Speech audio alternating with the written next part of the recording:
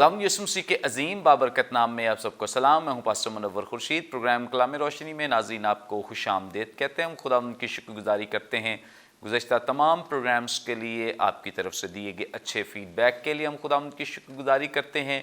اور جس انٹرسٹ کے ساتھ آپ ان پروگرامز کو واچ کر رہے، دیکھ رہے، خدا کے کلام کو سیکھ رہے ہیں، بہت سارے لوگ دوسروں کے ساتھ شیئر کر لیں، ہمارے لیے بڑی انکریجمنٹ کی بات ہے. ناظرین، تیسرے سیزن کا پروگرام نمبر 245 ہے، جس میں ہم خدا کے کلام کی سچائیوں کو جانیں گے، سیکھیں گے. جن خدام نے آج ہمیں جوائن کیا ہے، مختصراً تعارف ان کا آپ کے ساتھ کرواتے چلیں. ہمیں جوائن کیا ہے ڈاکٹر عادل امین صاحب نے، اور ان کے ساتھ ہمیں جوائن کیا ہے خرم یونس صاحب. بہت شکریہ. تھینک یو سو مچ. ناظرین، سے پہلے کہ ہم آج کے متن کی تلاوت کریں، میں ریکویسٹ کروں گا خرم یونس صاحب سے پلیز دعا میں رہنمائی کریں. مہربان آسمانی باپ، غیر فانی نادیدہ بادشاہ، رب الافواج، قادر مطلق، تو جو ہمادان ہے، ہماجا ہے، تو جو قدوس اور پاک ہے، آج تیری قدرت کاملہ اور خوبصورت مرضی کے تحت ہم بھائی یہاں بیٹھے ہیں. کلام کی عمیق، گہری، خوبصورت، خوش اسلوب اور زندگیوں کو بدل دینے والی باتیں ان کو دیکھنے، سیکھنے، سمجھنے کی غرض سے اور سمجھانے کی غرض سے تیرا پاک روح ہماری رہنمائی کرے، ہمارا معاون و مددگار ہو، ناصر و حامی ہو، تاکہ خداوند ہم تیرے روح القدس کی تحریک اور رہنمائی میں ان کو دیکھیں، ان کو نہ صرف اسٹڈی کریں، نہ صرف اس کے بھیدوں میں جائیں، بلکہ اپنی عملی زندگی پر بھی اس کا اطلاق کریں، اور خداوند دوسروں کی بھی مدد کر سکیں کہ تمام ناظرین اور سامعین بھی ان باتوں کو لیں اور اپنی زندگی پر خداوند ان باتوں کا عملی جامہ پہنائیں. سو خداوند ہم سب کی بڑی مدد کرنا، تیرا بڑا فضل والا ہاتھ ہمارے ساتھ رہے، یسوع مسیح کے نام میں آمین. تھینک یو سو مچ. ناظرین، کلام مقدس میں سے اپنی رہنمائی کے لیے آج ہم تلاوت کریں گے نئے عہد نامے میں سے مقدس لوکا کی معرفت لکھی گئی انجیل، اس کا 23واں باب 50ویں آیت سے لے کر 56ویں آیت تک، یعنی باب کے آخر تک ہم تلاوت کریں گے. خدا ان کے زندگی بخش پاک کلام میں یوں مرقوم ہے: اور دیکھو، یوسف نام ایک شخص مشیر تھا جو نیک اور راست باز آدمی تھا اور ان کی صلاح اور کام سے رضامند نہ تھا. یہ یہودیوں کے شہر ارمتیا کا باشندہ اور خدا کی بادشاہی کا منتظر تھا. اس نے پلاطوس کے پاس جا کر یسوع کی لاش مانگی اور اس کو اتار کر مہین چادر میں لپیٹا، پھر ایک قبر کے اندر رکھ دیا جو چٹان میں کھدی ہوئی تھی اور اس میں کوئی کبھی رکھا نہ گیا تھا. وہ تیاری کا دن تھا اور سبت کا دن شروع ہونے کو تھا. اور ان عورتوں نے جو اس کے ساتھ گلیل سے آئی تھیں پیچھے پیچھے جا کر اس قبر کو دیکھا، اور یہ بھی کہ اس کی لاش کس طرح رکھی گئی، اور لوٹ کر خوشبودار چیزیں اور عطر تیار کیا. کلام مقدس کے پڑھے سنے جانے پہ خدا ان کی برکت ہو، آمین. ناظرین، کلام مقدس کا یہ حصہ جو بھی ہمارے سامنے تلاوت کیا گیا ہے، مقدس لوکا نے جو صلیبی واقعات کو قلم بند کیا، ان میں سے یہ آخری ایک واقعہ ہے جس کو اس نے یسوع مسیح کی تدفین کے طور پر بیان کیا ہے. اور یقیناً بہت ساری سچائیاں پنہاں ہیں اس میں موجود ہیں جن پر سے آج پردہ ہم اٹھائیں گے، اور یقیناً آپ سب بڑی برکت پائیں گے. خداوند کے خدام جو یہاں پہ موجود ہیں، جن کو پہلے ہی سے ہم سوالات بھیجتے ہیں تاکہ وہ ان سوالات کے جواب جو ہیں وہ بہتر طور سے ناظرین تک پہنچا سکیں، تاکہ بہت سارے لوگ جو ہیں وہ خدا کے کلام کے وسیلے سے برکت پا سکیں. ہم اپنی گفتگو کا باقاعدہ طور پر آغاز ڈاکٹر عادل امین صاحب سے کریں گے. ڈاکٹر صاحب، آپ ہماری رہنمائی فرمائیں. چونکہ صلیبی واقعات میں بہت سارے نئے کیریکٹرز جو ہیں وہ انٹروڈیوس کرائے گئے ہیں. مقدس لوکا نے ایک اور کیریکٹر انٹروڈیوس کرایا ہے، اور اس کا نام یوسف ہے اور ارمتیا کا باشندہ ہے، رہنے والا ہے. ہماری رہنمائی کریں کہ جہاں اتنے شاگرد بھاگ گئے، چھوڑ گئے، کوئی ماننے کو بھی تیار نہیں تھا کہ ہم اس کے ساتھ ہیں، اور ایک ایسا شخص جو کہ مطلب پہلے جس کی کوئی نسبت ہمیں مسیح کے ساتھ، شاگردوں کے ساتھ نظر نہیں آتی ہے، ایک دم سے وہ ہمارے سامنے آتا ہے، منظر عام پر آتا ہے اور پلاطوس سے جا کر لاش مانگتا ہے. اس کے اندر یہ دلیری، یہ کریج، یہ ہمت یہ کیسے پیدا ہوئی؟ یہ کون شخص ہے جو مسیح کے لیے یہ کام کرنے کو تیار ہے؟ جی بہت شکریہ پیر صاحب. ارمیتیہ کا رہائشی یوسف، بائبل مقدس میں اس کا عمومی تعارف یہ ہے کہ یہ ایک نیک شخص تھا. اب بائبل مقدس کسی شخص کو نیک کہتی ہے تو یہ کوئی چھوٹا تعارف نہیں ہے، اس میں بہت کچھ شامل ہوتا ہے.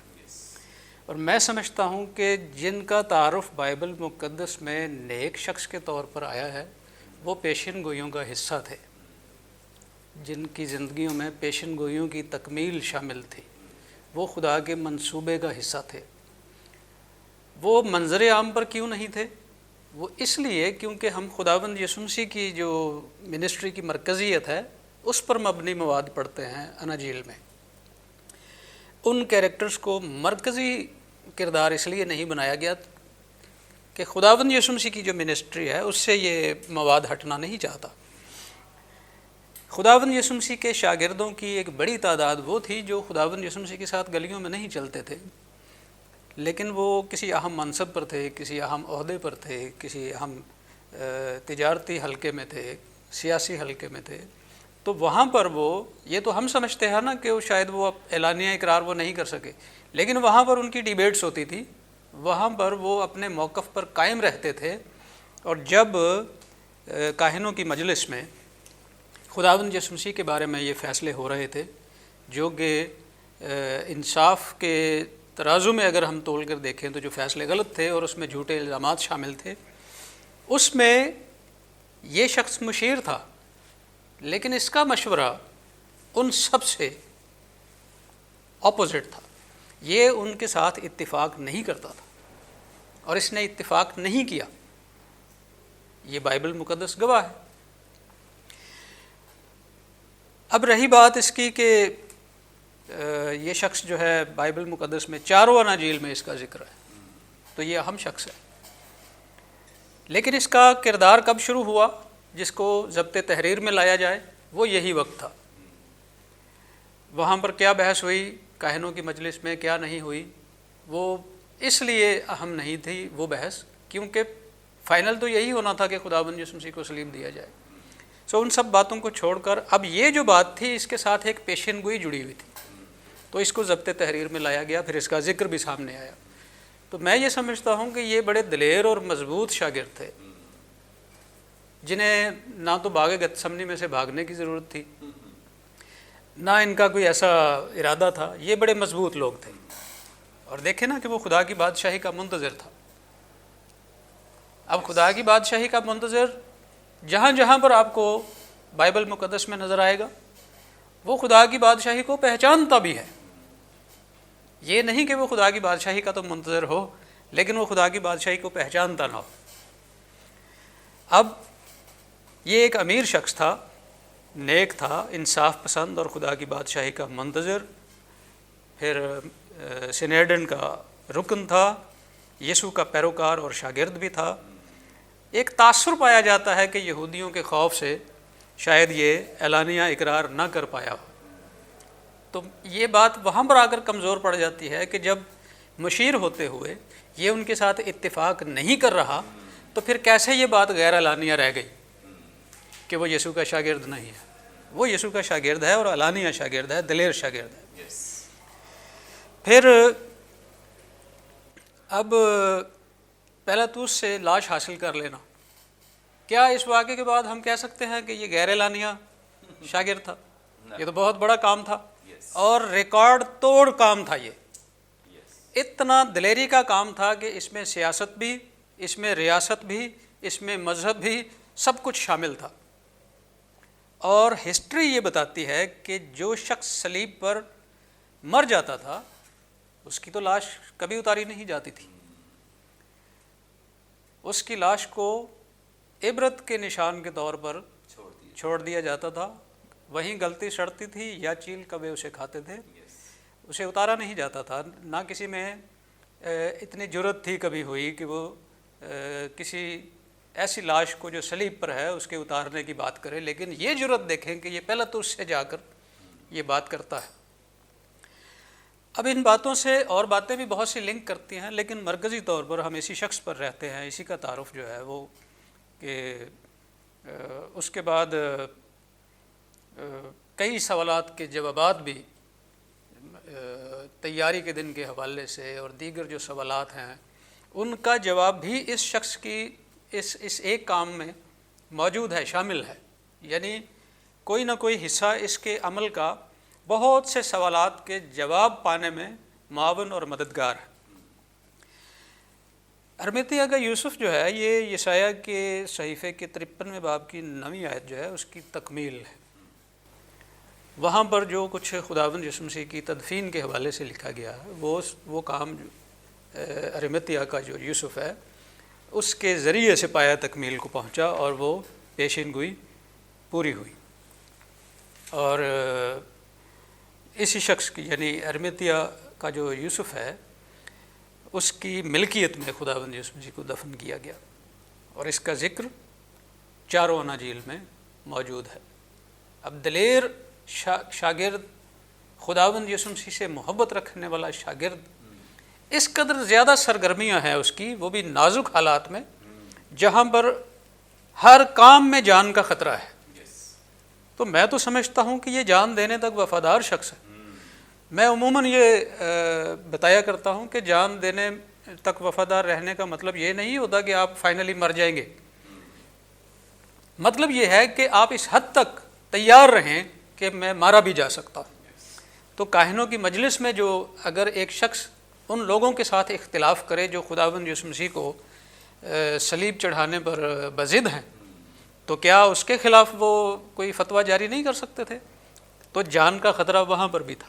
اب یہ اپروچ پیلاطس تک کے لاش حاصل کرنا جو کہ ہسٹری کے خلاف تھی اور ایک عجیب طرح کا کام تھا، وہاں پر بھی سوچا جا سکتا تھا گورنمنٹ کی طرف سے کہ یہ کیا تقاضا ہے۔ اس میں بھی سرکاری معاملات کے سے الگ ہو کر چلنے کا کوئی ایلیگیشن لگ سکتا تھا، جان کا خطرہ وہاں پر بھی موجود تھا۔ پھر یہ ہے کہ یہودی نگاہ میں رکھے ہوئے تھے کہ یسوع مسیح کا اب ہوتا کیا ہے، تو اس کی تدفین کے تمام مراحل اور اس قبر میں خداوند یسوع مسیح کا دفنایا جانا جس کی اپنی ایک تاریخی حیثیت تھی، اور اس قبرستان میں جو دنیا کا سب سے مہنگا ترین قبرستان ہے، تو یہودیوں کی نگاہ میں تو اس وقت بھی تھے، تو جان کا خطرہ اس وقت بھی موجود تھا۔ اینی ویز میری نگاہ میں نہ یہ شخص کبھی پوشیدگی میں رہ کر کام کر رہا ہے، یہ علانیہ سارا کچھ کر رہا ہے، دلیری کے ساتھ کر رہا ہے، اور مسیح کی محبت، خداوند یسوع مسیح کی محبت، خدا کی بادشاہی کا انتظار، اس کے اندر جو تڑپ ہے اس نے اپنے ایک ایک کام سے اس کو ثابت کیا ہے۔ پریز گاڈ، تھینک یو سو مچ۔ بڑی خوبصورت بابرکت باتیں، اور ہم سب جانتے ہیں سنہڈرن میں چونکہ جب خداوند یسوع مسیح کے ساتھ یہ سارا جو سین تھا یہ کریٹ وہاں سے ہوتا تھا، پھر آگے یہ لوگوں کو بھیجتے تھے مختلف جگہوں پر، اور پلاننگ جو کی جاتی تھی، یعنی جو جہاں بیٹھ کر یہ کام ہوتا تھا، جن کے سامنے ہوتا تھا، مشاورت سے ہوتا تھا، یہ سارے سنہڈرن کے لوگ تھے، اور چونکہ یہ بھی ان میں سے ایک شخص ہے، یعنی سنہڈرن کے ممبران میں سے، اور اس کا مشورہ ہمیشہ یہ رہا ہے کہ مسیح کے ساتھ اس طرح سے نہ کیا جائے، جس طرح سے خدا کا کلام جو ہے وہ اس بات کی وضاحت فرماتا ہے، اور اسی طور سے اب بھی اس نے بڑی دلیری کا مظاہرہ کیا ہے۔ بڑی خوبصورت باتیں جو ابھی ہمارے سامنے پیش کی گئی ہیں، اور اس کے ایمان کے تعلق سے، اور خاص طور پہ جو اس کی دلیرانہ طبیعت ہے کہ اس نے کسی بھی طرح سے کوئی لحاظ نہیں کیا ہے، اپنی جان کی پرواہ نہیں کی ہے، اور کسی بھی طرح سے حالات سے یہ خائف نہیں ہے، خوف زدہ نہیں ہے، بلکہ بڑی دلیری کے ساتھ یہ مسیح کی گواہی دینے کے لیے، مسیح کے ساتھ چلنے کے لیے، بلکہ جان دینے تک بھی وفادار ہے۔ آگے بڑھیں گے، خرم یونس صاحب سے جانیں گے۔ خرم صاحب، آپ ہماری رہنمائی فرمائیں۔ ہمیشہ ہی سوالیہ نشان رہتا ہے تدفین کا جو مرحلہ ہے، اور یہ جو تدفین کے مراحل ہیں، مطلب کس طرح سے یہ سارا سلسلہ کیا جاتا تھا، بڑی ہمیں چیزیں نظر آتی ہیں، اور بہت سارے لوگ جو ہیں وہ ان روایات کے مطابق آج بھی ویسا کرنے کی کوشش کرتے ہیں۔ ہماری رہنمائی فرمائیں کہ یہودی جو تدفین تھی اس کا طریقہ کار کیا تھا، اصول و ضوابط کیا تھے، اور اگر چھوٹا سا ساتھ اضافہ بھی کر دیں کہ کیا آج انہیں روایت کے طور پہ اپنانا یا ان کی جو ریپیٹیشن ہے یا ان کو دہرانا درست ہے یا غلط ہے، کیا کہیں گے پلیز؟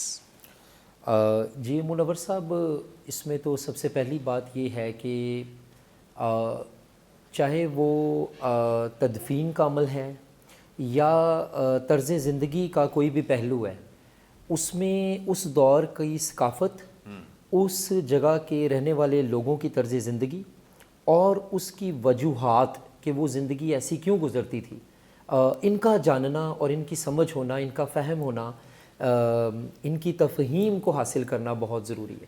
اور اس میں جو جیسے آج کا دور ہے، پھر اس کے علاوہ اب مثال کے طور پہ جو پیلا رنگ ہے، اب وہ ہمارے ہاں ہمارے معاشرے میں وہ بسنتی رنگ ہے جو بسنت کے سیزن کا ہے، لیکن میکسیکو میں وہ ماتمی رنگ ہے۔ پیلا رنگ ماتم کو شو کرتا ہے، تو یہاں وہ جشن کو شو کرتا ہے۔ تو اسی طرح ہر لینڈ کے جو ہے، اس طرح بائبل لینڈ جو ہے، جب ہم اس کورس کو اسٹڈی کرتے ہیں، اس کا جغرافیہ، اس کے لوگوں کا طرز زندگی، تو یہاں پر جو مین بات تھی وہ تھی کہ یہ جو قریب مشرقی کلچر ہے، نیئر ایسٹرن کلچر جسے کہتے ہیں، یہ ہمارے کلچر سے کوئی بہت زیادہ مختلف نہیں ہے، اور بہت سی باتیں تدفین کی، جنازے کی رسومات اور دیگر چیزیں وہ جو ہے مماثلت رکھتی ہیں جو ہم کر رہے ہیں اور وہ تب کر رہے تھے۔ اور جب میں ابھی بیان کروں گا کہ وہ کیوں کر رہے تھے اور وہ کیا کر رہے تھے، تو سامعین جو ہیں، ناظرین جو ہیں، وہ جانیں گے کہ یہ تو بہت سا ریلیٹڈ ہمارے سے ہے۔ تو اس میں سب سے پہلے جو ایک پارٹ ہوتا تھا وہ ہوتا تھا جسم کو تدفین کے لیے تیار کیا جانا، اس کو پریپریشن آف دا باڈی کہتے تھے۔ اور اس میں منور صاحب بائبل میں بھی اس کے حوالہ جات موجود ہیں، اور اس میں یہ ہوتا تھا کہ جو باڈی ہے، جسم ہے، اس کو مختلف قسم کی خوشبوئیں لگائی جاتی تھیں، مسالہ جات لگائے جاتے تھے۔ مثال کے طور پہ اس میں ذکر ہے یوحنا 19 میں، لوکا 24 میں، کہ کس طرح سے مر لگایا گیا، عود لگایا گیا، اور یوسف ارمیتیہ اور اس کے ساتھ نیکودیمس، انہوں نے، اور مزے کی بات یہ ہے کہ صرف یوحنا ہے جو یوسف کے ساتھ نیکودیمس کا بھی بیان جو ہے نا، وہ نیکودیمس کے ساتھ یوسف کا بیان کر رہا ہے، اور انہوں نے یسوع کی باڈی کو بھی یہ لگائے، اور باڈی کو تیار کیا جاتا تھا۔ اس میں جن سے سنبل کا ایک خوشبودار پودا ہے جسے بال چھڑ کہتے ہیں، وہ بھی لگایا جاتا تھا، اور اس کے علاوہ گھیکورا ایک پودا ہے جس کی خوشبو ہے، اور ایلوویرا بھی، ایلوز کے نام سے، وہ بھی لگایا جاتا تھا۔ تو یہ اس طرح کے مسالے تھے۔ تو پہلا سٹیپ یہ ہوتا تھا کہ باڈی کو جو ہے وہ خوشبودار مسالے لگائے جاتے تھے، اور باڈی کو جو ہے وہ تیار کیا جاتا تھا تدفین کے لیے۔ دوسرا جو ہوتا تھا سٹیپ، وہ ایک دم سے اس کو قبر میں، یاد رکھیے تب دفنایا نہیں، زیادہ رکھا جاتا تھا، قبر میں رکھا جاتا تھا، اور وہ جو لوگ تھے رشتہ دار، عزیز و اقارب، اس ٹائم پہ جب میں اس کی سٹڈی کر رہا تھا اور آثار قدیمہ کے کچھ لوگوں کے کومنٹس بھی میں نے پڑھے، تو وہ یہ کہتے ہیں کہ جو لوگ یا رشتہ دار ہیں وہ بہت دور دور نہیں رہتے تھے، وہ ایک کمیونٹی لائف تھی، وہ قریب رہتے تھے، وہ بہت زیادہ دور دور ریموٹ پلیسز پہ نہیں رہتے تھے، اور وہ سب اکٹھے ہوتے تھے۔ چونکہ ان علاقوں میں موسم گرم تھا، اس لیے باڈی کی ڈیکمپوزیشن یا گلنے کا خطرہ ہوتا تھا، اس لیے زیادہ دیر تک، آج کی تو بہت ٹیکنالوجیکل ایڈوانسڈ ہو گئی ہے چیزیں، تو وہ باڈی رکھ سکتے ہیں۔ اگر کسی کے خدا نخواستہ عزیز کی ڈیتھ ہوگی، کسی نے امریکہ سے آنا ہے، برطانیہ سے آنا ہے، کینیڈا سے، تو 3-4 دن بھی کوئی پرابلم نہیں ہوتی ہے، اس سے بھی زیادہ۔ لیکن اس وقت وہ کہتے تھے کہ اس کو چند گھنٹوں میں جو ہے نا باڈی کو جو ہے وہ دفناؤ۔ اس کی 2 وجوہات تھیں، نمبر 1 کہ موسم گرم تھا، باڈی کا ڈیکمپوز ہونے کا خطرہ تھا، گلنے کا، اور دوسری وجہ یہ تھی کہ لوگ قریب تھے جو ماتم کے لیے جلدی پہنچ جاتے تھے۔ تو وہاں پہ وزیٹیشن کے لیے جو ہے، مثال کے طور پہ جب آپ یائر کی بیٹی کا پڑھتے ہیں، جب اس کی ڈیتھ ہو گئی تو وہاں لکھا ہے کہ اس کے گھر والوں کے ساتھ ساتھ اس کے ہمسائے کے جو لوگ تھے، ان کے عزیز، یہ سب جمع تھے، اور لکھا ہے گھر بھرا ہوا تھا جس میں یسوع گیا، اس لیے تو خداوند نے کہا کہ تم سب باہر چلے جاؤ اور اس بچی کو اور مجھے اکیلا چھوڑ دو۔ سو یہ ایک طریقہ تھا۔ تیسرا سٹیپ جو ہوتا تھا، پہلا باڈی کو تیار کرنا، دوسرا عزیزوں کی وزیٹیشن آنا، تیسرا جو ہوتا تھا وہ جنازے کا پروسیشن ہوتا تھا، جنازہ لے کے چلنا۔ اچھا، جب یہ چلتے تھے نا تو یہودی روایت بالخصوص آپ نے اس کے تناظر میں پوچھا ہے، تو یہ جو یہودی عورتیں ہوتی تھیں نا، یہ کئی لوگ کہتے ہیں کہ یہ اپنے سر میں نا جنازے کے چلنے کے دوران نا یا پیچھے سے خاک ڈالتی تھیں اور ماتم کرتی تھیں اور چلاتی تھی، روتی تھی۔ اگر آپ یہ پیشن آف کرائسٹ مووی دیکھیں تو مقدسہ مریم جو ہیں وہ بھی یوں ہی کہہ رہی ہیں، جب یسوع مسیح کو مصلوب کرنے کے لیے لے کے جایا گیا، وہ نیچے گر گئی ہیں، مٹی انہوں نے ہاتھوں میں پکڑ لی اور وہ ماتم کہہ رہی ہیں۔ اور اس کے بعد جو ہے اگر آپ نائن شہر جو ہے کہ بیوہ کا بیٹا جو ہے یسوع نے جس کو زندہ کیا، اس کا واقعہ لوکا 7 میں پڑھیں تو وہاں پہ لکھا ہے کہ یسوع نائن شہر کی بیوہ کے بیٹے کو جب زندہ کرتے ہیں تو اس سے پہلے لوگ ایک مردہ کو شہر سے باہر لا رہے تھے۔ یہ پروسیشن تھا اس فیونرل کا، یہ جنازے کا پروسیشن تھا۔ چوتھا سٹیپ جو ہوتا ہے اسے ایولوجی کہتے ہیں، یہ آسان لفظوں میں اظہار خیال۔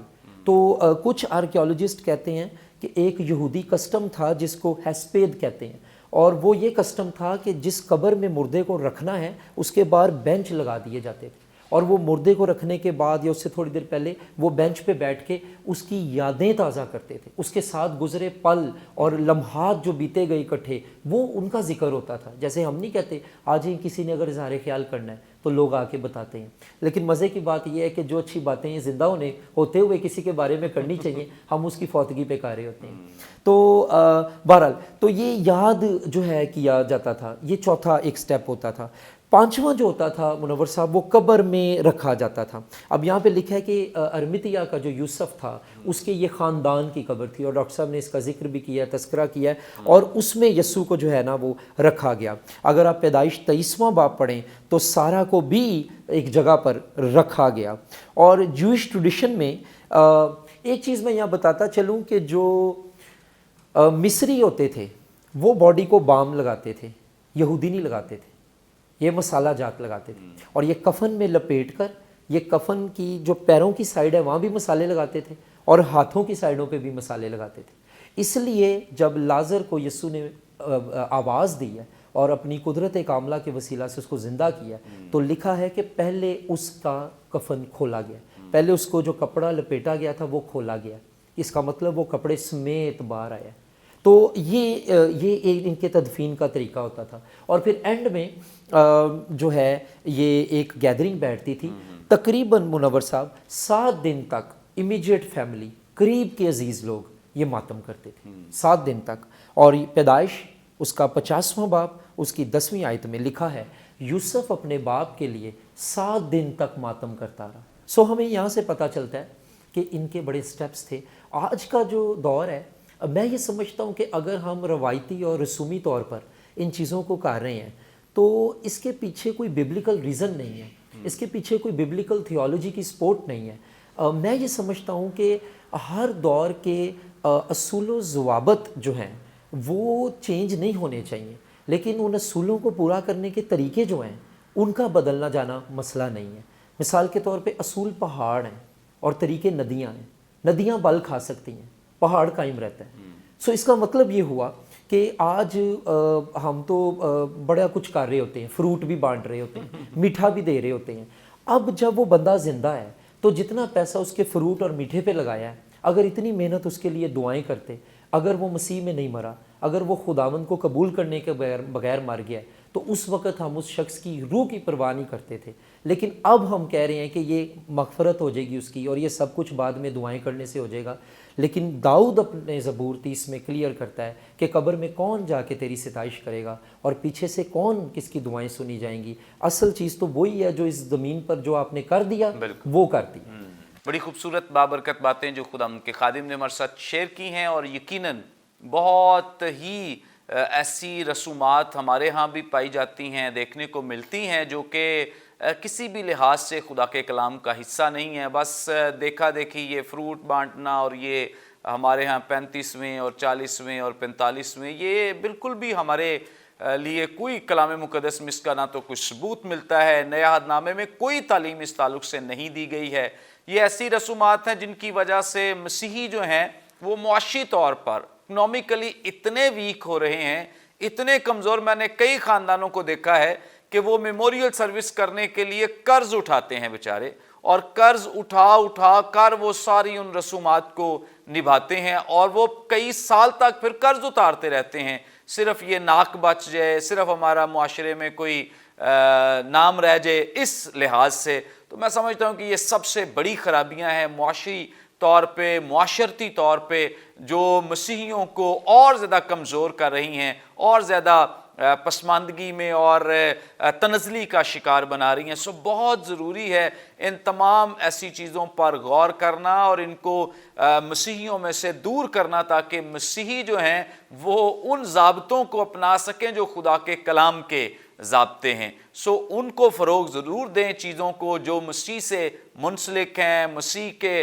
ساتھ بڑھنے میں، کلیسیا میں ترقی کرنے میں، بادشاہت کی وسعت میں اہم ہے، ضرور ان چیزوں میں ترقی کریں اور ان چیزوں کو فروغ دیں۔ لیکن ایسی رسومات جو کہ صرف اور صرف رسومات کو تازہ کرنے کے لیے یا معاشرے میں اپنا نام بچانے کے لیے، اپنی ناک بچانے کے لیے کی جاتی ہیں، ان کو نبھانا جو ہے یہ ہمارے لیے ضروری نہیں ہے۔ ناظرین، یہاں پہ وقت ایک بریک کا، ہم لیں گے ایک شارٹ بریک۔ ہمارے ساتھ رہیے، دیکھتے رہیے پروگرام کلام روشنی۔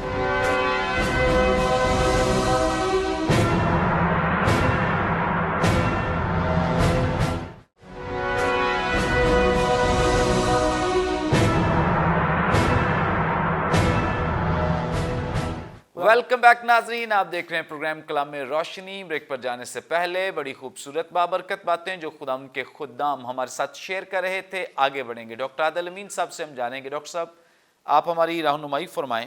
یہاں پہ 54ویں آیت میں بڑا کلیئر لکھا ہے کہ وہ تیاری کا دن تھا اور سبت کا دن شروع ہونے کو تھا۔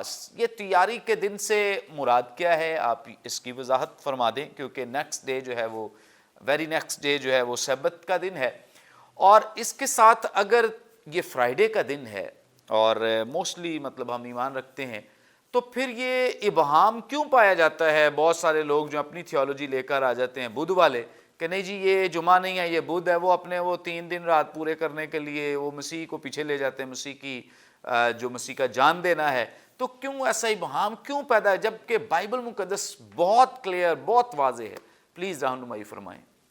جی پادری صاحب، تیاری کا دن اور بہت سی تیاری، اس سوال کے لیے بھی تو بہت سی تیاری کی ضرورت ہے۔ اب جب لوگ تیاری نہیں کرتے تو پھر انہیں ہو سکتا ہے بدھ کا دن ہی سوٹ کرتا ہو۔ اگر وہ تیاری کر لیں کہ ہمیں کچھ سمجھنا ہے تو بہت زیادہ کتابیں کھولنے کی ضرورت نہیں ہوگی، انہی حوالہ جات میں سے بالکل یہ بدھ بھی ثابت ہو جائے گا، یہ جمعرات بھی ثابت ہو جائے گی، یہ جمعہ بھی ثابت ہو جائے گا، یہ ہفتہ بھی ثابت ہو جائے گا، اور ہفتے کا پہلا دن بھی ثابت ہو جائے گا، اور ہفتے کا پہلا دن ان سارے دنوں کو از خود ثابت کر دے گا۔ جب یہ تعین ہو چکا کہ ہفتے کا پہلا دن کون سا ہے، تو پھر باقی دنوں کا تعین کرنے میں تو بہت زیادہ سر درد کی ضرورت نہیں رہے گی۔ بڑی آسانی ہے۔ سوال یہ پیدا ہوتا ہے کہ کیا وہ لوگ سمجھنا چاہتے ہیں یا نہیں سمجھنا چاہتے؟ ان کی کتابیں ضائع ہو جائیں گی، ان کی جو سیمنریز ہیں وہ ضائع ہو جائیں گی، ان کی تنخواہیں جو ہیں وہ خطرے میں پڑ جائیں گی، ان کی کرسیاں خطرے میں پڑ جائیں گی۔ لیکن اور یہ بڑا ہمارے ہاں یہ ایک فقدان ہے کہ سچائی کا پتہ بھی چل جائے۔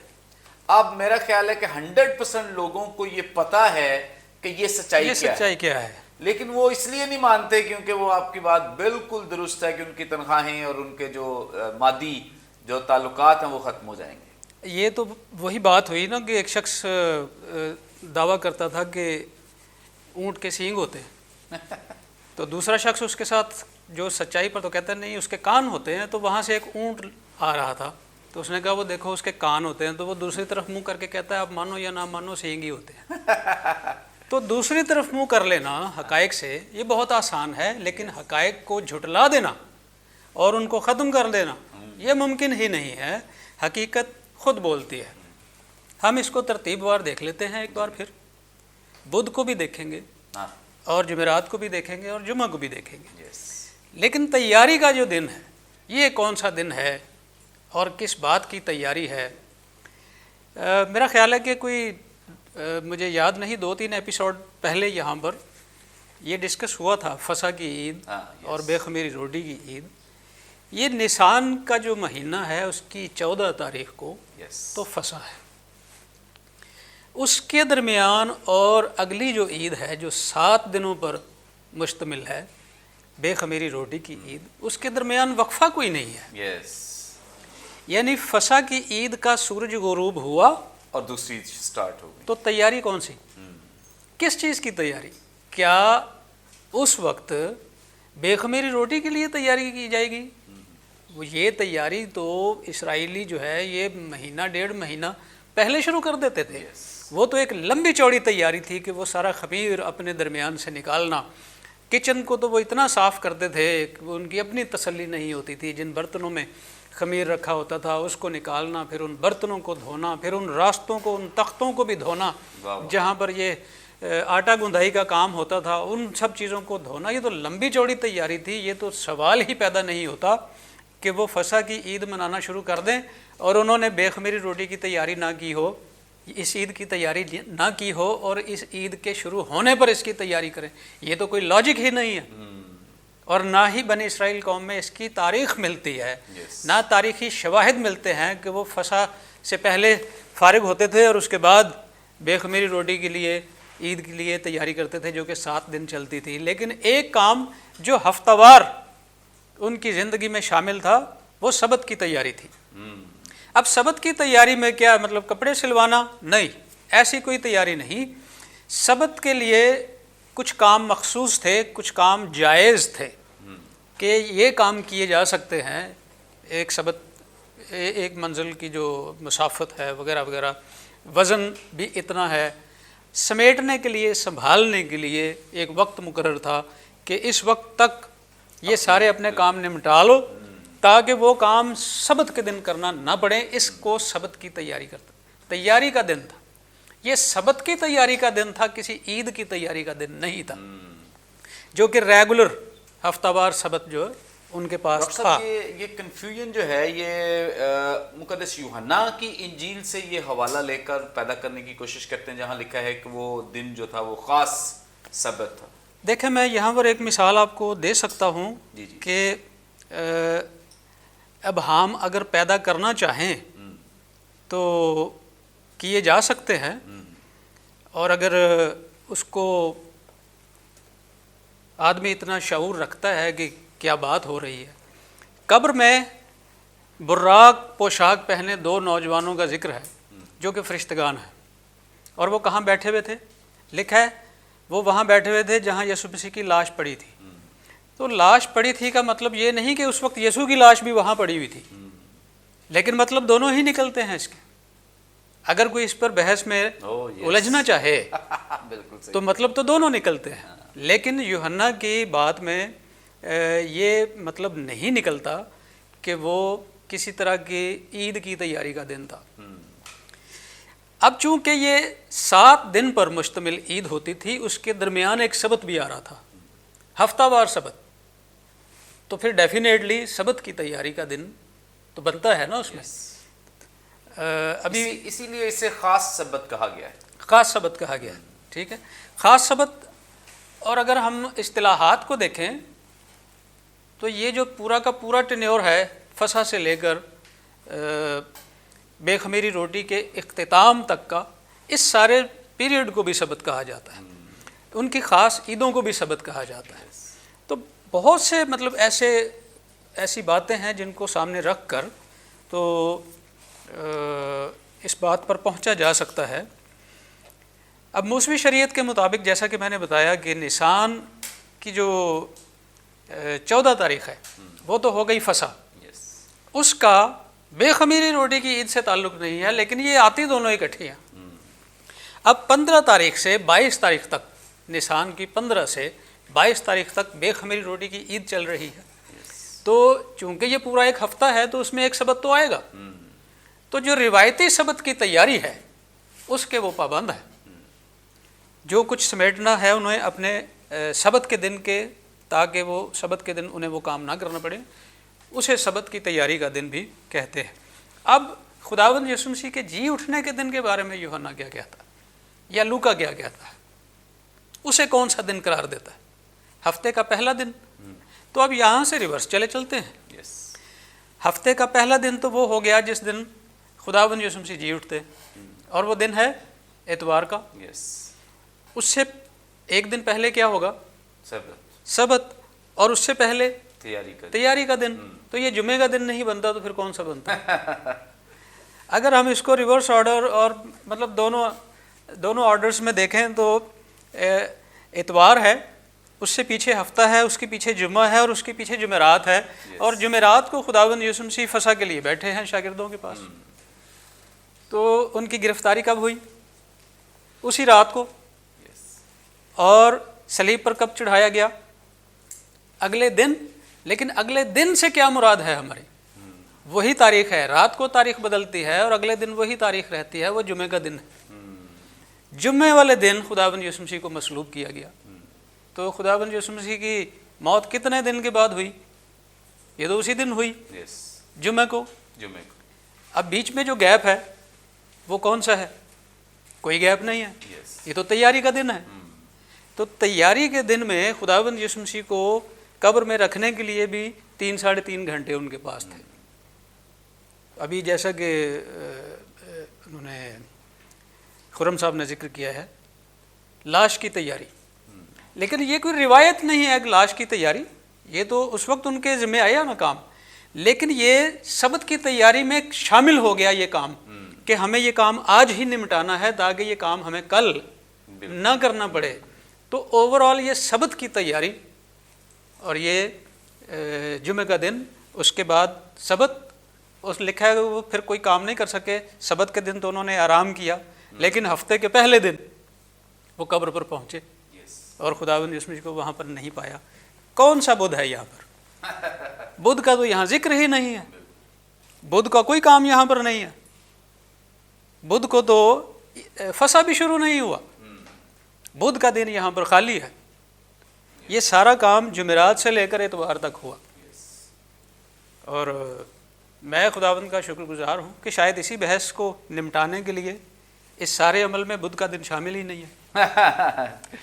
تھینک یو سو مچ. بڑی خوبصورت باتیں. اور میں سمجھتا ہوں کہ بہت سارے ایسے لوگ جو یہ ابہام پیدا کرنے کی کوشش کرتے ہیں وہ اپنی جان آگے چھڑاتے ہیں, کیونکہ ان کو یہ نظر آتا ہے کہ اگر خداوند یسوع مسیح جمعے کے دن اپنی جان دیتے ہیں تو اتوار والے دن اگر ہم کہیں کہ یسوع مسیح جی اٹھے ہیں تو پھر 3 دن پورے نہیں ہوتے. وہ اس بات کو سمجھنے کی بجائے وہ پیچھے اپنا آسان کام کر لیتے کہ چلو یسوع مسیح کو پیچھے لے جاتے ہیں کہ اس نے بدھ والے دن جان دی تاکہ 3 دن جو ہیں یہ پورے ہو جائیں, جو کہ بہت ہی غلط قسم کی ایک روایت قائم کی گئی ہے. اور میں سمجھتا ہوں کہ یہ غلط ڈاکٹرائن ہے جو لوگوں تک پہنچائی جا رہی ہے. اور مجھے بڑا افسوس ہوا, ایک ایسے وہ اپنے آپ کو اسکالر بھی کہہ رہے تھے اور کسی کو انٹرویو دے رہے تھے اور اس کو بیان کر رہے تھے, اور میں نے اسی شخص کے جو اپنے آپ کو اسکالر سمجھتے اسی کے ایک شاگرد کو کسی اور جگہ انٹرویو دیتے ہوئے دیکھا تو وہ کہہ رہا ہے کہ نہیں یسوع مسیح جو ہیں وہ جمعے کو انہوں نے اپنی جان دی. وہ اپنی جان چھڑا رہے ہیں, وہ اپنی جان, کیونکہ وہ چونکہ دونوں ہی بس کھچڑی بنا رہے تھے. تو میں سمجھتا ہوں کہ یہ خدا کے کلام کے ساتھ اس طرح کا کھلواڑ نہیں ہونا چاہیے. اگر نہیں پتہ, ہمیں بہت ساری چیزیں نہیں آتی ہیں, ہم رابطہ کرتے ہیں, ریکویسٹ کرتے ہیں, ریسرچ کرتے ہیں, پوچھتے ہیں. بہت سارے ہمارے اساتذہ کرام ہیں جو بہتر خدا کے کلام کو سمجھتے ہیں, ہم ان کے پاس جاتے ہیں. تو بہتر یہ ہے کہ اگر کوئی چیز نہیں آتی تو ہم اس کے لیے ریسرچ کریں, محنت کریں, ایفرٹ کریں, تاکہ خدا کا کلام جو ہے وہ بہتر طور سے ہم سمجھ سکیں اور دوسروں تک بھی پہنچا سکیں. سو اس طرح کی ڈاکٹرائن قائم کرنا جو ہے یہ درست نہیں ہے. خداوند یسوع مسیح نے جمعے کے دن اپنی جان دی ہے جو کہ تیاری کا دن ہے, اور اس کے بعد خداوند یسوع مسیح اتوار والے دن مردوں میں سے جی اٹھے ہیں. 3 دن کا معمہ جو ہے وہ بہت دفعہ ہم بیان کر چکے ہیں, بہت دفعہ اس سچائی کو بیان کر دیا ہے کہ یہودیوں کے ہاں دن کا جو آغاز ہے یہ شام 6 بجے سے ہوتا ہے. یعنی جمعے کی شام 6 بجے ہیں, ان کا ہفتے کا دن شروع ہو گیا ہے, یعنی سبت ان کا سٹارٹ ہو گیا ہے. سبت سے پہلے انہوں نے دفنا دیا ہے. یہودی انسائکلوپیڈیا کے مطابق ایک لمحہ بھی اگر پہلے دن کا ہے تو وہ پورے 24 گھنٹے ہی سمجھا جائے گا، یعنی ایک رات اور ایک دن پورا سمجھا جائے گا۔ اس کا مطلب یہ ہے کہ جمعے کے دن جب یسوع مسیح نے اپنی جان دی اور انہوں نے اسے دفنا دیا تو ایک رات دن اس کا 6 بجے سے پہلے کنسیڈر کیا گیا ہے۔ پھر جمعے سے لے کر آگے ہفتے کی شام 6 بجے تک 2 دن 2 راتیں، اور چونکہ ہفتے کے بعد خداوند یسوع مسیح اتوار کو علل صبح جی اٹھے ہیں، تو اس کا مطلب یہ ہے کہ ہفتے کے بعد کے جتنے بھی آرز ہیں وہ پورے دن کو کنسیڈر یعنی دن اور رات سمجھا۔ 3 رات 3 دن پورے اس طرح سے ہوتے ہیں۔ اس لیے کوئی بڑا راز نہیں ہے، کوئی ایسا یہ مشکل کام نہیں ہے کہ اسے سمجھا نہ جا سکے۔ اس کو سمجھنے کی بجائے ہم اگر پیچھے آسانی پیدا کر لیں تو یہ درست نہیں ہے۔ خدا کے کلام کے لیے یہ اس کی تشریح جو ہے یہ درست نہیں۔ اگر ہم کہیں کہ یسوع مسیح بدھ کو اپنی جان دیتے ہیں تو بدھ کو نہیں، خدا کا کلام واضح ہے۔ ہسٹری، تاریخ، یہودی کلچر، یہودی کتابیں، سب کچھ اس بات کی دلیل، آج بھی جن روایات کو اس وقت نبھایا گیا آج بھی یہودی نبھا رہے ہیں۔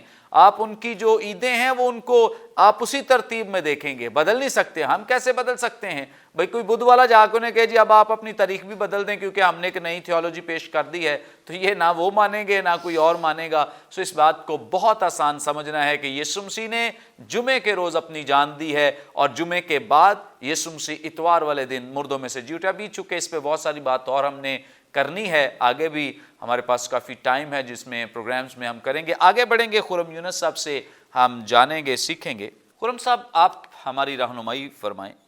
یہاں پہ ذکر ملتا ہے آگے جب 55ویں آیت ہم دیکھتے ہیں، لکھا ہے ان عورتوں نے جو اس کے ساتھ گلیل سے آئی تھیں پیچھے پیچھے جا کر اس قبر کو دیکھا اور یہ بھی کہ اس کی لاش کس طرح رکھی گئی، اور لوٹ کر خوشبودار چیزیں اور عطر تیار کیا۔ یہ کیوں انہوں نے، جبکہ یسوع مسیح تو انہوں نے جان دے دی ہے، انہیں قبر میں رکھ بھی دیا گیا ہے، یہ کیا روایت ہے کہ اس کے بعد بھی انہوں نے یہ چیزیں خریدی؟ اس میں منور صاحب پہلی تو چیز یہ ہے کہ یہاں پر نا بڑی زبردست ایک وومن منسٹری ہمیں نظر آتی ہے، اور بعض ایسے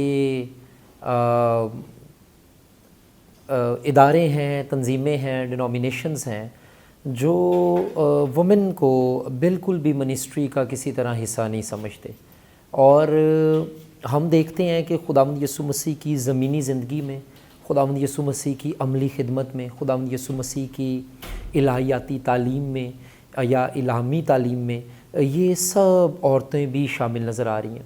اب یہ جو عورتیں ہیں یہ کون سی عورتیں ہیں؟ سب سے پہلے ہم یہ دیکھیں گے کہ ایک تو جب ہم مرکز اس کا 16واں باب اس کی پہلی آیت دیکھتے ہیں تو وہاں پہ لکھا ہے کہ وہ مریم مگدلینی ہے، وہ یعقوب کی ماں مریم ہے، سلومی ہے، یہ خوشبودار چیزیں لے کر آئی ہیں۔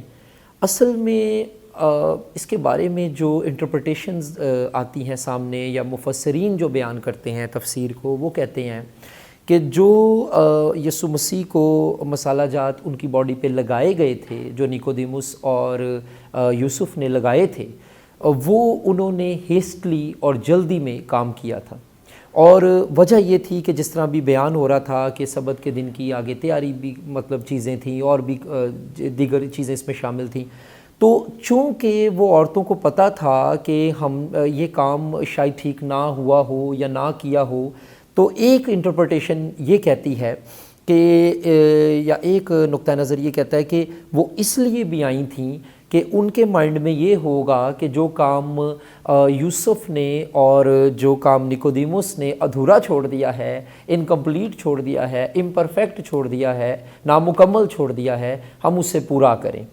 اور دوسری ایک انٹرپریٹیشن اس کی یا زاویہ ایک اس کا وہ یہ ہے کہ وہ ایک یہ آنر بھی ہے۔ اس میں جو انٹرسٹنگ بات ہے منور صاحب، میرا خیال ہے سوال کو میں ایک مختلف زاویے میں لے کے جانے کی آپ سے اجازت چاہوں گا۔ اس میں انٹرسٹنگ بات یہ ہے کہ وہ آئیں کیوں، لیکن اس میں ایک انٹرسٹنگ بات یہ بھی ہے کہ وہ خداوند یسوع مسیح کی تعلیم سننے کے بعد بھی آئیں جو کہہ رہا تھا کہ میں زندہ ہو جاؤں گا۔ اب بائبل مقدس میں متعدد حوالے موجود ہیں، حوالہ جات، جس میں خداوند یسوع مسیح نے ان کو مختلف جگہوں پر مختلف حالات و واقعات میں مختلف سوالات کے جوابات کے طور پر ان کو بتایا کہ میں تو زندہ ہو جانا ہے۔ اب یوحنا 2:19 میں اس نے کہا کہ تم اس مقدس کو ڈھا دو گے، तो मैं तीसरे दिन इसको फिर खड़ा कर दूंगा। और फिर आगे मत्ती 16 में खुदावंद के ताल्लुक से लिखा है कि जब वो यरूशलेम जा रहा था और उन्होंने अपने ताल्लुक से कहा कि तुम्हारे साथ ये किया जाएगा, लेकिन फिर उन्होंने कहा कि तीसरे दिन मैं फिर ज़िंदा किया जाऊंगा। फिर आगे हम मत्ती 17:23 में देखते हैं कि वो मुझे मारेंगे, कत्ल करेंगे, लेकिन मैं तीसरे दिन जी उठूंगा, ज़िंदा हो जाऊंगा। फिर 20:19 में मत्ती में यही है, लूका 24:6-7 में यही है। तो इंटरेस्टिंग बात ये है, सवाल ये पैदा होता है, और जॉन मैकार्थर इसको अपनी कमेंट्री में बहुत इंटरेस्टिंग वे में डील करता है। वो कहता है कि ना यूसुफ, ना निकोदेमुस, ना ये औरतें ये तवक्को ही नहीं कर रही यीशु ज़िंदा होगा। ये अपनी तरफ से उनकी बॉडी को ये खुशबूदार चीज़ें लगा कर और लगाने के बाद ये तो ये ख्याल कर रहे हैं कि बॉडी पता नहीं कितने दिन कितनी देर पड़ी रहेगी। उनकी ये तवक्को नज़र ही नहीं आ रही कि यीशु फिर से जी उठेगा, क्योंकि ये जो चीज़ें मसाला जात, इत्र और ऊद और मुर ये लेके गई हैं। ये जैसे मैंने पहले भी गुज़श्ता जो एपिसोड है उसमें ज़िक्र किया था कि इसमें बॉडी की जो है वो इंसानी जिस्म पैसेज ऑफ टाइम के साथ ये डिकम्पोज होता है, और जब ये डिकम्पोज होता है, गलता है, तो उसमें से बदबू आती है। इसलिए तो जब लाजर की कब्र पर खुदावंद गए तो मर्था ने जल्दी से ये बात कही, उसने कहा कि खुदावंद तो उसको बुला रहा है, उसमें से तो अब तक बदबू आती होगी। इसका मतलब वो ये जानते थे कि जो ह्यूमन बॉडी है वो इतने दिनों बाद चौथे दिन खुदावंद गए तो अब तक तो लिखा है उसमें से बदबू आती होगी, स्मेली होगी। तो ये औरतें अपनी तरफ से इसलिए भी गई थीं लगाने कि ताकि खुदावंद यीशु मसीह उनको तो शायद या भूल गया या ज़हन में नहीं, या वो यकीन नहीं उन्होंने किया, या मुनव्वर साहब कुछ स्कॉलर्स ये कहते हैं कि ये उनका मिसाल के तौर पे वॉरेन विर्स भी है, कैनिथ वेस्ट है जो ग्रीक का बहुत अच्छा स्कॉलर गुजरा, वो ये कहते हैं कि शायद उनका ये डिसबिलीफ नज़र आ रहा है, डिसबिलीफ। इसलिए आगे चल के, मैं उसको छेड़ना तो नहीं चाह रहा बात को, लेकिन सिर्फ हवाला दूंगा, आगे चल के फरिश्ता जो है वो उनको थोड़ी सी तादीब देता है, थोड़ी सी उनको कहता है, हिलाता है कि तुम नहीं जानती कि तुम जिंदा को मुर्दों में ढूंढती हो। सो कहने की बात ये है कि even angel was expecting them, कि वो एंजल भी एक्सपेक्ट कर रहा है कि इनको तो पता होना चाहिए था कि ये क्या चीज़ें लेके आ गई हैं। उसने तो इधर रहना ही नहीं है, वो तो अपने कहने के मुताबिक जी उठेगा, और वो जी उठा है, और वो जिंदा है, और किब्रिया की दानी तरफ मौजूद है, और उसकी कब्र आज भी खाली है। सो ये बातें जो हैं ये बड़ी इंपॉर्टेंट हैं। फिर इसमें एक पहलू इसका ये है, अब ये देखें, शागिर्द जो हैं जो पब्लिकली यीशु के साथ नज़र आते थे, आज इस जगह पर वो प्राइवेटली नज़र नहीं आ रहे, और वो जो प्राइवेटली रातों को छुप के आके यीशु को मिलते थे, आज वो एलानिया यीशु के साथ नज़र आ रहे हैं। तो कई शागिर्द ऐसे भी होते हैं, वो आपको सारी जगहों पे अच्छे हालात में नज़र आएंगे, लेकिन जब मुश्किल पड़ेगी वो कहते हैं कि शागिर्द चल जाए तो चांद तक, ना चले तो शाम तक, ठीक है। तो आपको मतलब जब ज़रूरत पड़ेगी तब वो नहीं हुए मौजूद, लेकिन वो जो रातों को छुप के निकोदिमस की तरह आके यूहन्ना 3 के मुताबिक मिलते रहे, आज वो एलानिया आए हुए हैं। और डॉक्टर साहब ने बड़ी खूबसूरती से बयान किया कि ये तो मुतरादिफ था कत्ल होने के, ये बात जाके लाश मांग लेना। तो वो जो छुप छुप के आके मिलते रहे, आज एलानिया उसकी पैरवी कर रहे हैं, वो जो एलानिया उसके साथ चलते रहे, आज वो कहीं और नज़र आ रहे हैं। सो ये बातें थी कि औरतें जिस वजह से गईं खुशबू लगाने, मसाला जाल लगाने, और क्या वजह थी, और कहीं पे डिसबिलीफ भी है जिसको टैकल करना ज़रूरी है। आज हमारे अंदर भी होता है कि हम भी खुदा यीशु मसीह के पास ऐसी दुआओं के साथ जाते हैं कि जैसे वो शायद ये काम कर ही नहीं सकता, लेकिन मेरा ख्याल है कि बाइबल मुकद्दस ये बयान करती है कि हमको उसके फजल के तख्त के पास दिलेरी से आना चाहिए, क्योंकि वो सब कुछ कर सकता है। Praise God, thank you so much. बड़ी खूबसूरत बाबरकत बातें जो खुदा के खादिम ने हमारे साथ शेयर की हैं, और यकीनन बहुत सारे ऐसे पहलू हैं जिन पर हम आम दिनों में गुफ्तगू नहीं करते हैं और उन पर गौर व खौस भी नहीं करते हैं, लेकिन अच्छा प्लेटफॉर्म खुदा ने हमें दिया है जहाँ पर हम खुदा के कलाम की गहराइयों को बड़ी बारीक बीनी से जान सकते हैं, सीख सकते हैं, और बहुत सारे लोग बरकत पा रहे हैं। और बहुत सारे लोग अपना फीडबैक भी देते हैं जब हम मुख्तलिफ़ जगहों पे जाते हैं खुदा के कलाम की मुनादी करने के लिए। बड़ा अच्छा फीडबैक, बड़ी अच्छी रिपोर्ट मिलती है कलाम रोशनी के बारे में। हम सारा जलाल खुदा उनको देते हैं। Thank you so much sir, thank you so much. नाज़रीन, यकीनन आज के प्रोग्राम के वसीले से आप सब ने बड़ी बरकत पाई है। अभी भी आपका कोई सवाल हो, स्क्रीन पर दिए गए नंबर्स डायल करें, अपना सवाल हम तक पहुंचा सकते हैं। कोई दुआई दरख्वास्त तो दे सकते हैं, टेस्टमनी को शेयर कर सकते हैं। प्रोग्राम के ताल्लुक से अपना फीडबैक देना ना भूलें। آئندہ ایک نئے پروگرام کے ساتھ دوبارہ آپ کی خدمت میں حاضر ہوں گے. تب تک کے لیے اجازت دیجیے. دیکھتے رہیے برکت T V. God bless you all.